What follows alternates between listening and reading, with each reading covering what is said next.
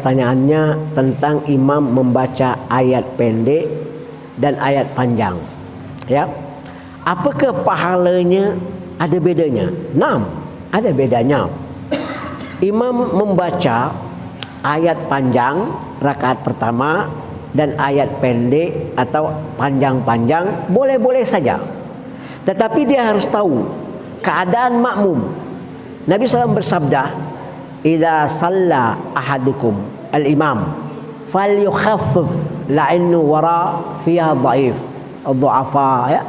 Apabila atau orang yang lemah lah, kalian salat menjadi imam, ringankanlah sedikit.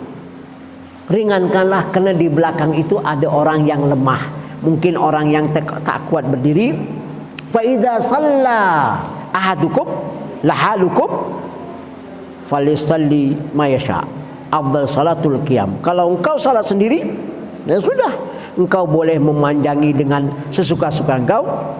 Ya, karena salat yang paling bagus itu berdiri panjang seperti tahajud. Baik. Pertanyaan imam, ketika imam itu membaca, mana bagus dia membaca surat per surat, apa dia potong ayat? Ada yang berbeda pendapat. Lebih bagus membaca surat. Misalnya saya baca Qul ya ayyuhal kafirun, rakaat kedua Qul huwallahu ahad, boleh. Dalam arti kata bertartib. La yajuz insan an yanqis surah atau tangkis bil ayat. Ada dua, tidak boleh orang itu membalikin ayat. Membalikin surat. Itu makruh. Contohnya begini. Dia baca rakaat pertama Qul huwallah. Rakaat kedua dia baca Qul ya ayyuhal kafirun. Tak boleh. Makruh. Kurang pahala.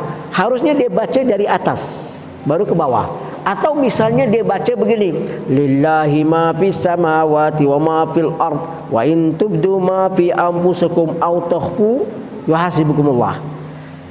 Rakaat pertama sampai habis kan? Rakaat kedua dia baca alif lam mim dzalikal kitabul la raiba fi hudal lil muttaqin. Tak boleh. Ini menjungkir balik ayat, haram. Ahli ilmu mengatakan haram. Kenapa? Mana lebih dulu? Ambil dulu yang pertama, nanti selanjutnya yang belakang-belakang. Boleh misalnya saya baca alif lam mim, rakaat kedua qul huwallahu ahad. Boleh. Dalam baca kita dari imam memang pahalanya dengan kita membaca Al-Quran, kalau bisa dipanjangkan sedikit dan agar yang mendengarnya semua mendapat pahala. Apalagi kalau imam dia bisa baca suaranya bagus, ya boleh, bagus. Tapi jangan pula kalau orang Melayu dia mentang-mentang dia hafal, dia bawa satu Baqarah habis. Mu'adz bin Jabal pernah terjadi. Mu'adz bin Jabal ini kata Nabi SAW dia adalah bosnya ulama. Semua ulama itu akan di bawah Mu'adz bin Jabal di hari kiamat. Pada satu hari dia belajar sama Rasulullah. Begitu Isya dia balik ke kampungnya. Ke kampungnya dia balik, memang boleh. Jadi orang kampungnya kan di Madinah itu kan orang bertani semua kan, sibuk pagi. Nunggu Mu'adz setelah salat sama Rasulullah, dia balik ke kampungnya, dia jadi imam. Untuk dia salat sedekah. Jadi ini pendidikan nih buat bapak. Jangan salat di rumah wajib sama ibu. Jangan. Kalau tidak salat wajib sama ibu, salat Isya, habis salat Isya suruh ibu atau istri kita nunggu. Boleh kita salat berjamaah. Salat saya yaitu sedekah, salat istri kita, keluarga kita adalah apa? Isya. Boleh. Kerana niat itu disyariatkan, bukan rukun, ya. Jadi Mu'adz begitu salat, dia baca surat Al-Baqarah panjang.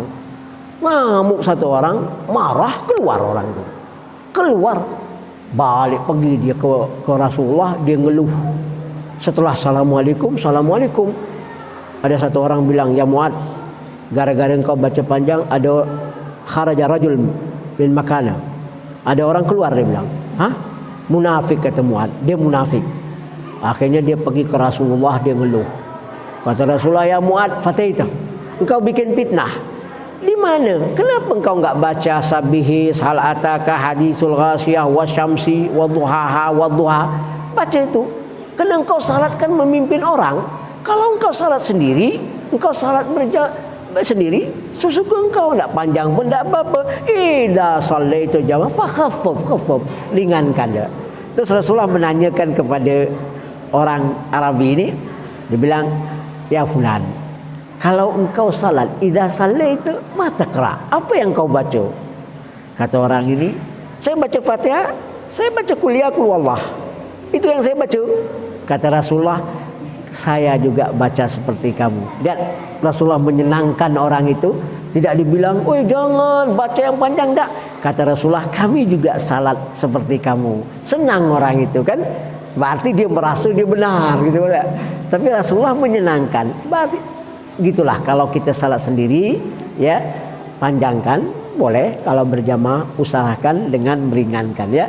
Dan makin kita baca ayat di dalam solat, makin dapat pahala. Apa keringankan dengan inna ataina qul huwallah? Dah, bacalah surat wadduha, ya. Wasyamsi, baca sabihis boleh, ya.